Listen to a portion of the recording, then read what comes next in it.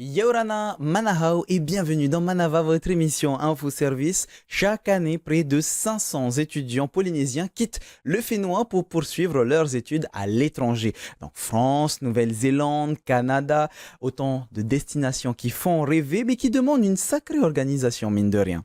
Démarches, valises, papiers, émotions, comment bien s'y préparer? On répondra à toutes ces questions avec nos invités. D'un côté, Nathalie Novelli, chef de la DOI, le département de l'orientation et de l'insertion à la DG2E Yorana. Yorana. Et de l'autre, nous avons Heiva Tama, gestionnaire du Faré étudiant de la DG2E Yorana. Yorana.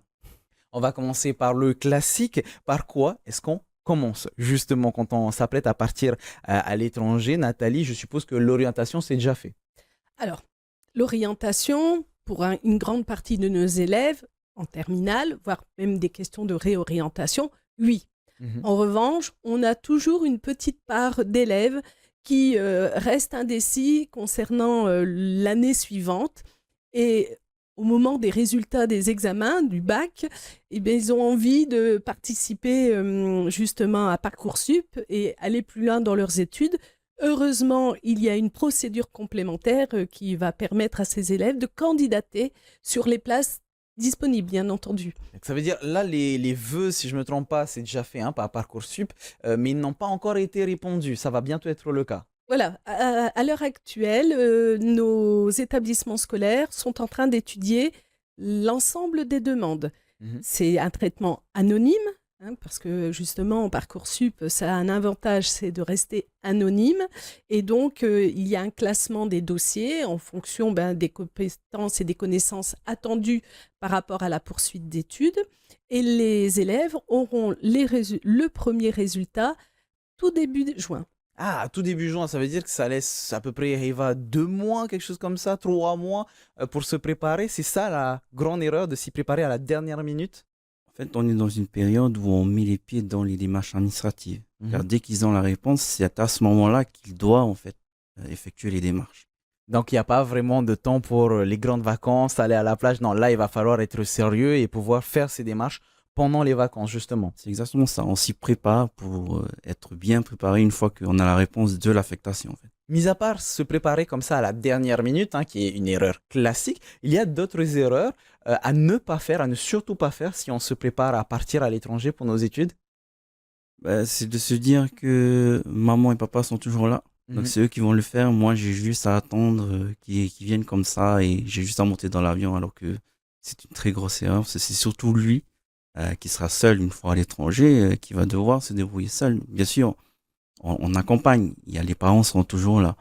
Mais c'est une très grosse erreur en fait de se dire que maman va tout faire en fait et moi j'ai juste à partir et ça va bien se passer. On va commencer avec ce premier conseil, Nathalie, pour les étudiants, l'étudiant ou l'étudiante qui part, tout faire en autonomie, tout seul ou être accompagné par papa-maman?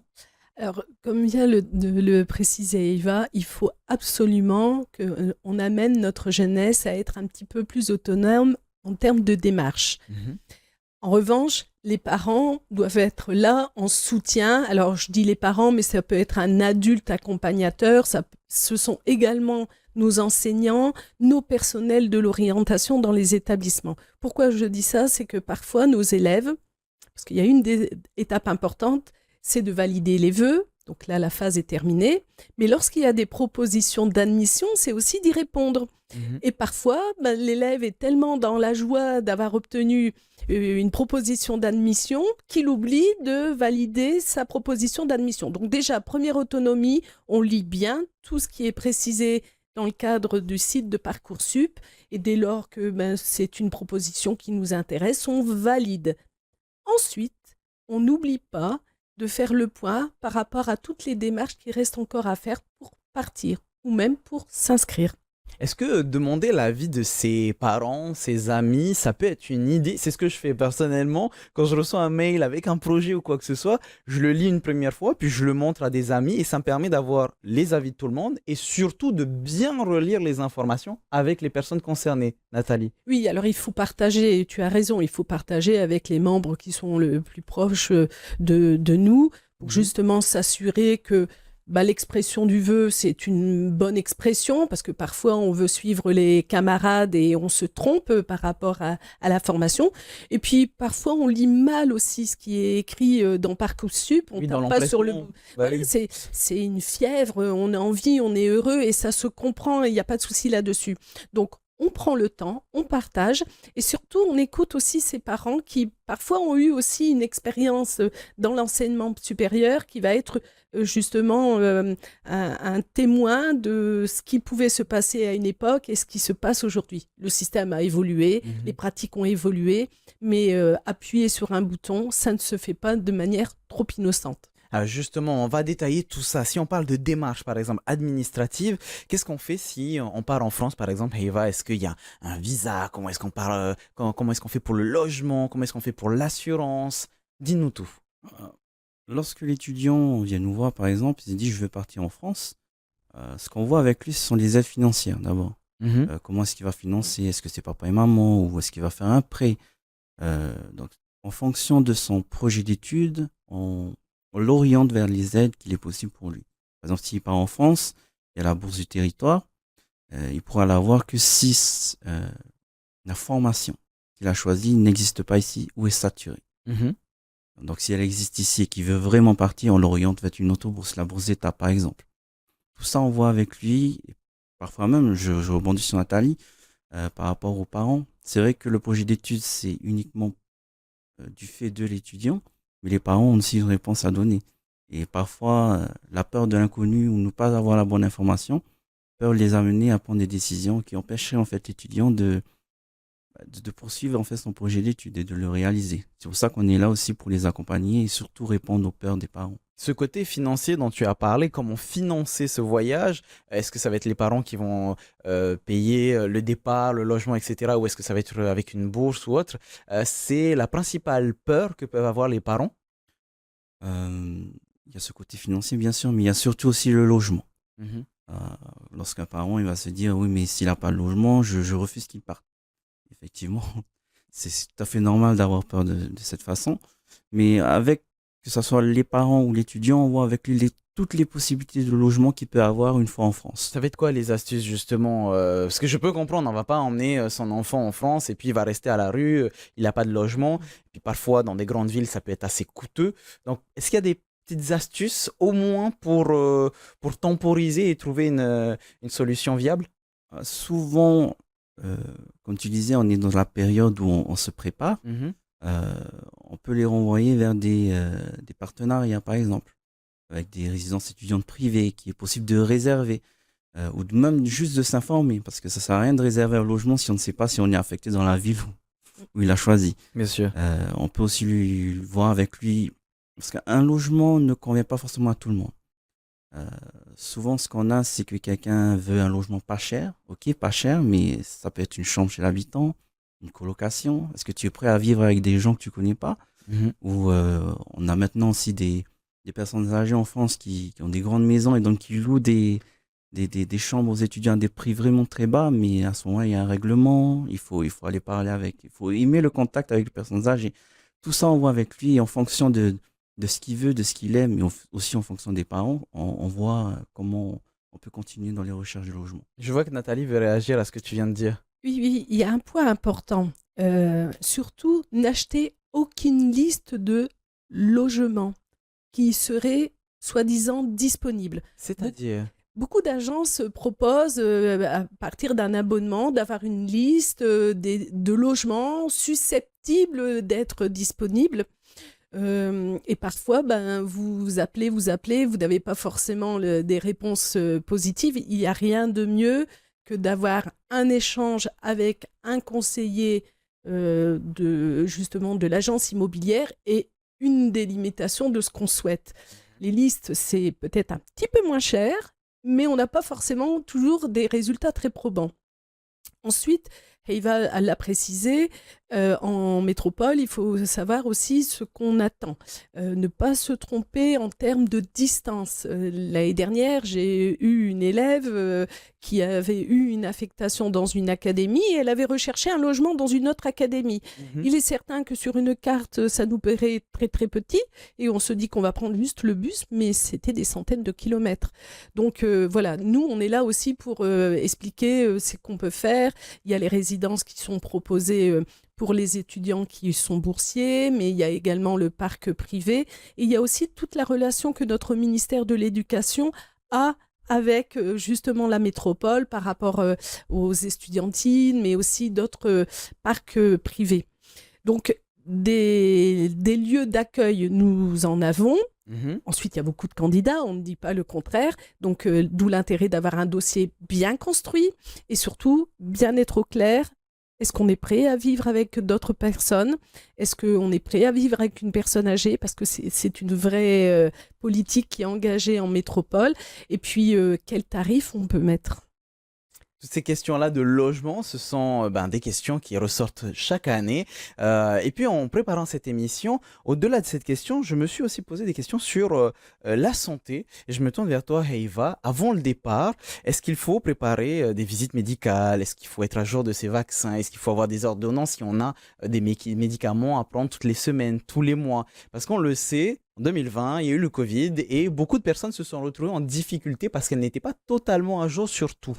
Est-ce que tu peux nous en parler? Alors, c'est vrai que si l'étudiant qui souhaite partir a des problèmes de santé, il faut bien sûr qu'il se rapproche de son médecin traitant pour qu'il lui fasse une ordonnance pour que, une fois en France, il puisse aller choisir un nouveau médecin traitant pour pouvoir continuer son traitement. Mais c'est aussi au niveau de la sécurité sociale. C'est là où on explique bien à l'étudiant la démarche à suivre. Et aussi en fonction en fait des parents, parce que parfois les parents fonctionnaires d'État ont déjà la possibilité de donner à leur enfant un numéro de sécurité sociale. Donc à ce moment-là, c'est une autre démarche, mais la démarche qui s'applique à tous, c'est un formulaire à remplir et à déposer à la CPAM. Au niveau des délais, c'est un peu le jour et la nuit. Ça peut être un mois minimum si on est chanceux, mais ça peut aller à 2-3 mois pour être inscrit en fait à la sécurité sociale. Pour être bien sûr et certain d'être totalement prêt physiquement, etc. Est-ce que faire un bilan de santé, c'est une bonne idée avant de partir? Ça peut être une bonne idée, mais c'est vrai que lorsque l'étudiant se prépare à partir, on lui dit toujours de faire une copie de son carnet santé, notamment pour voir s'il est à jour de ses vaccins. Et parce qu'arrivé en France, on peut être amené à faire des stages dans un autre pays, à l'étranger. Et il faudrait voir si on a les bons vaccins à jour. Donc, bien avoir tous ces papiers, du coup, à disposition. Là, tu viens de nous parler du carnet de santé. Bon, le passeport aussi, j'en suis sûr. Est-ce qu'il y a d'autres documents, Nathalie, que tu conseillerais aux étudiants d'avoir toujours sous la main? Alors, les conseils, donc tu as dit le passeport, la pièce d'identité. Si on a le permis de conduire, c'est bien de l'avoir sur soi parce que si on veut louer une voiture en métropole, par exemple, si on n'a pas le permis, ça va être un peu compliqué. Aussi les résultats des examens. C'est-à-dire, on a eu le bac, on a une attestation, il ne faut pas oublier de l'avoir parce qu'on peut nous la demander.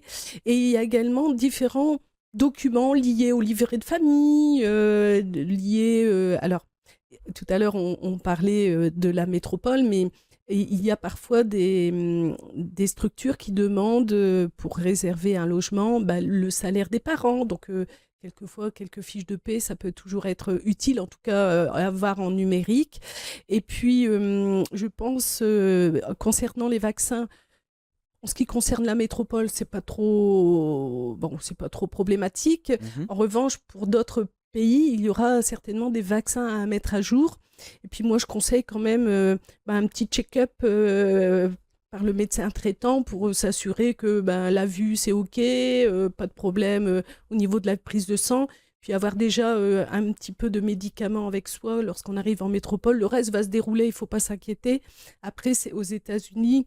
Au Canada, c'est une autre organisation, mais il y a aussi des réponses. Il ne faut pas s'inquiéter là-dessus. C'est justement la question que j'allais poser à Heiva. Là, on parle d'un classique, à savoir en France. Mais si on part, par exemple, en Nouvelle-Zélande, comment est-ce que ça se passe? Il y a des choses en plus à préparer. On parlait de visa tout à l'heure et il me semble que c'est nécessaire pour ce pays. Effectivement, il faut un visa pour aller faire ses études en Nouvelle-Zélande. Et on explique aussi aux étudiants que ce n'est pas le même Euh, on va parler de tarifs. C'est Ouais. pas le même coût. C'est Mm. pas le même coût quand on va en Nouvelle-Zélande ou au Canada. Et on voit avec eux s'ils sont prêts en fait à franchir pour réaliser ce projet d'études. Est-ce qu'ils sont prêts parfois même à endetter les parents pour Oui, à pouvoir. vraiment s'investir C'est ça. finalement, humainement et financièrement, bien sûr. Exactement. Parce qu'on leur parle des visas et ça a un coût. C'est aux alentours de $2 600, il me semble.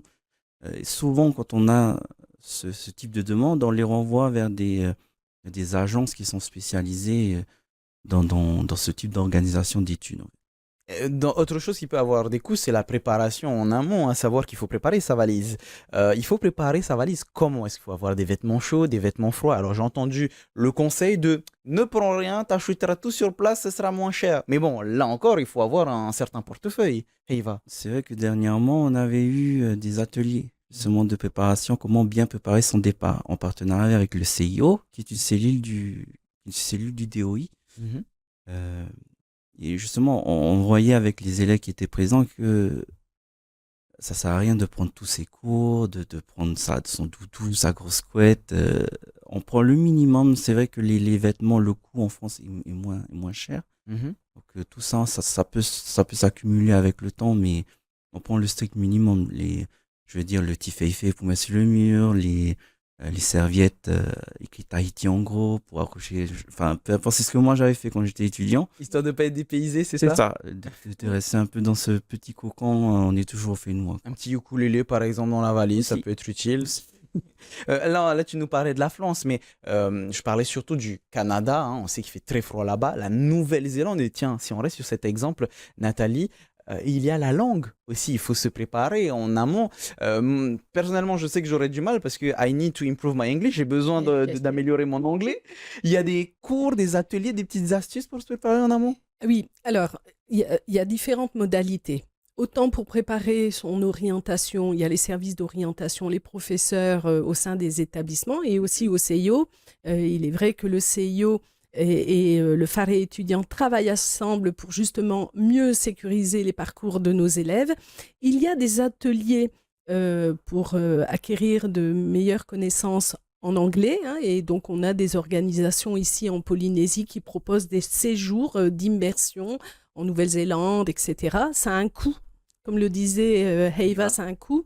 Et au sein de nos établissements scolaires, on a aussi des ateliers d'accompagnement, mais de renforcement de la langue anglaise. C'est une des politiques que nous souhaitons développer au sein du ministère, c'est justement la maîtrise des langues, avec bien entendu le tahitien, mais aussi l'anglais, et pourquoi pas l'espagnol, etc. Mais être à l'aise avec justement, à l'aise avec les langues et à l'aise dans nos déplacements.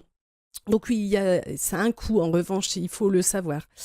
Ensuite, tout à l'heure, Heiva le disait, il ne faut pas emporter trop de vêtements. Il a tout à fait raison. Les vêtements sont un peu moins chers en métropole ou même dans d'autres pays. En revanche, il faut avoir une petite cagnotte pour acheter tout ça. Donc, est-ce qu'on va pouvoir acheter tout ça? Ça se réfléchit. Est-ce que c'est pas mieux d'avoir, par exemple, je dis un exemple, hein, mais avoir une valise en plus avec les doudounes des cousins qui sont partis ou ce genre de choses? C'est clair. Il y a des petites choses qu'on peut emporter. Alors, le doudou, il faut le prendre. S'il y a quelque chose qui nous rassure, il faut toujours prendre. Des petites photos des uns et des autres. Et puis, ça va bien se passer. En revanche, voilà, si on prend la métropole, ça coûte beaucoup moins cher de s'acheter une paire de chaussures fourrées, etc. Donc, c'est pas la peine de se l'acheter ici, de transporter ça. Mais en revanche, un peu de décoration pour être un petit peu encore au Fénois, là où on va se trouver, oui, il faut. Et d'ailleurs, prenez vos savates dans la maison, ça fait du bien, ça rappelle Tahiti. Mais en se préparant à tout ça, il y a une chose pour laquelle on n'est jamais vraiment prêt, Heiva, c'est le départ, l'éloignement. Est-ce que, même d'un point de vue plus mental, plus psychologique, est-ce qu'on peut se préparer à la séparation avec les amis, la famille? C'est justement l'idée aussi d'autonomie. Hein. Faut qu'ils soient autonomes pour marquer enfin, ce petit détachement avec les parents. Mais en vrai, une fois dans un pays étranger, que ce soit en France ou au Canada, on a des nouvelles habitudes à assimiler. Et ça peut donner un coup de blues en fait par rapport à ici, où on a une vie très protégé, on va dire, avec la famille. Bah oui, de toute façon, ici, tout le monde se connaît. Il fait le fils à machin, tu es la fille Exactement. à tati. Et finalement, ici, on est vraiment dans un cocon, alors qu'en France, on a vraiment une rupture de tous ces repères. Oui, que ce soit en France ou au Canada, hein, c'est là en fait où l'étudiant est amené à la réalité. Il y a des factures à payer, il faut que j'aille voir l'administration, il n'y a pas maman à côté, il faut que je me débrouille en fait. Est-ce que pour aider, il y a des ambassadeurs tahitiens, Nathalie, qui sont à l'étranger, que ce soit en France, au Canada, en Nouvelle-Zélande? Je prends vraiment ces trois exemples classiques, mais peut-être pour aider lors d'un coup dur et aussi pour monter le moral, faire une petite bringue, pourquoi pas, et se rappeler de Haïti. Oui, oui, oui, il y a des ambassadeurs hein, dans tous les pays parce que justement, on a des élèves qui ont pu poursuivre des études à l'étranger et parfois sont restés là-bas, mais dans l'optique d'acquérir des connaissances et compétences et de revenir un jour au Fénois. Il ne Mhm. faut pas oublier, c'est pas forcément tout de suite un retour dans l'immédiat, mais parfois c'est 2, 3 ans après, peu importe. Il y a donc en métropole, dans les grandes villes, vraiment des représentants de la Polynésie française. Et comme tu le dis, ben, parfois pour faire une petite sortie, une petite soirée, une petite bringue pour remonter un petit peu Le le moral. moral. euh, c'est très régulier et c'est donc nos différents interlocuteurs dans les académies qui organisent ça. Il y a quelque chose qu'il faut absolument que notre jeunesse comprenne et les parents. Lorsqu'on arrive dans son futur établissement ou sa future université, il y a toujours des clubs étudiants, etc. Il faut aller vers les personnes. Ah, c'est pas, vous pouvez, c'est il faut, c'est nécessaire. Je pense que c'est nécessaire d'être à la rencontre des autres parce qu'il ne faut pas oublier qu'on va passer un certain temps au sein de ces établissements et c'est toujours bien de se faire connaître, de connaître les autres et puis de construire d'autres relations. Parce qu'on a tendance parfois, lorsqu'on arrive dans un pays étranger ou dans un lieu étranger, à rester sur notre réserve et attendre. Il y aura des personnes qui viendront vers nous, mais n'hésitons pas à aller dans les clubs, Ouvrir. à s'ouvrir. Et puis, on rencontre toujours un Polynésien quelque part, donc il ne faut pas s'inquiéter. Donc voilà, moi je pense qu'il faut qu'on reste naturel, comme on l'est ici, et se dire que il y a aussi de belles opportunités de rencontres en métropole, au Canada, en Nouvelle-Zélande, peu importe en tout cas. Justement, le fait de s'investir, de s'ouvrir, c'était ma prochaine question à Eva. Est-ce que il faut partir du principe, bon, Nathalie vient d'y répondre, il ne faut pas rester enfermé. Donc, s'ouvrir, pourquoi pas trouver un petit job étudiant aussi pour, en parallèle de ses études, déjà pour s'aider soi-même avec son portefeuille, mais aussi s'intéresser aux activités de la ville, par exemple, dans laquelle on est, pour sociabiliser. C'est une bonne initiative, hein. Et de toute façon, on leur explique que un job étudiant c'est possible de faire un job étudiant en même temps de percevoir la bourse. Mhm. Pas se dire que si j'ai la bourse, je peux pas avoir un job étudiant. Malheureusement, la bourse ne suffit pas forcément à, à se financer durant ses études. Donc, on a un job étudiant à côté, c'est tout à fait possible. Mais j'aimerais revenir sur ce que disait Nathalie par rapport aux ambassadeurs. En France, ou au Canada, on a ce qu'on appelle les associations des étudiants de Polynésie française, qui sont dans la plupart des villes où il y a une forte présence de Tahitiens. Et le week-end, c'est le fifiri, le poisson cru, le sport, Oh, trop bien.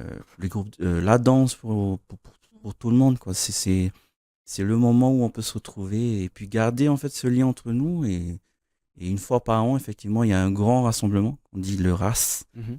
C'est là où toutes les associations de toute la France se rassemblent, souvent dans le sud, parce qu'il fait plus chaud, souvent dans un camping, et pendant 3 jours, c'est la grande bringue, quoi. Et puis de toute façon, comme l'a dit Nathalie, vous allez forcément trouver un Polynésien, un Tahitien quelque part. Généralement, ils ont soit des savates, soit un petit drapeau sur leur voiture. Bon, pour finir notre émission, Nathalie, on en parlait des étudiants et franchement, ça fait rêver quand on en parle. Mais les parents, est-ce qu'on peut en parler? Est-ce que eux aussi doivent se préparer à laisser leur petit bout de chou à partir à l'étranger? Comment est-ce qu'ils se préparent? Alors oui, et il faut se préparer parce que c'est parfois là où le plus complexe, notamment pour notre jeunesse, quand elle voit les parents souffrir du fait du départ, ce n'est qu'un départ. Il y aura un retour. Et donc, c'est pour cette raison qu'au sein du CIO, il y a aussi des ateliers pour amener les parents à s'exprimer sur le départ, la construction du projet d'orientation. C'est justement pour dédramatiser tout ça et faire en sorte de ne voir que le côté positif, c'est-à-dire le verre à moitié plein et pas le verre à moitié vide. Oui. Il faudra apprendre parce qu'à un moment, même si on reste en Polynésie française, on peut habiter Tahiti et tout d'un coup aller travailler à Nuku'hiva, et ben il y aura une rupture. Et certes, elle est moins longue en termes de temps si on veut se rejoindre. Et il y aura un peu moins de neige aussi. Il y aura un peu moins de neige. Mais voilà, et ça se travaille en amont. C'est pour cette raison que je tiens à ce que, au fur et à mesure, on accompagne nos élèves dès la classe de première à cette poursuite d'études et à cet éventuel départ. Tout simplement. Et oui, il ne faut pas oublier que ce départ est une véritable opportunité. Si vous avez l'occasion, foncez. Et pour vous renseigner, vous avez les deux sites que l'on vous affiche tout de suite. Éducation.pf, donc le site de la DG2E, et étudiant.pf. N'hésitez pas à aller vous renseigner, poser des questions et bien sûr vous rapprocher des différentes associations, voire même directement de Heiva et du Phare étudiant. Voilà, ils répondront bien sûr à toutes vos questions. Merci beaucoup d'avoir répondu aux miennes aujourd'hui. Les amis, nous on se retrouve très bientôt pour une nouvelle émission. En attendant, bonne soirée, bon appétit si vous êtes à table avec votre journal qui arrive à 18h. Maururu itotato faririra, trahuma parheana.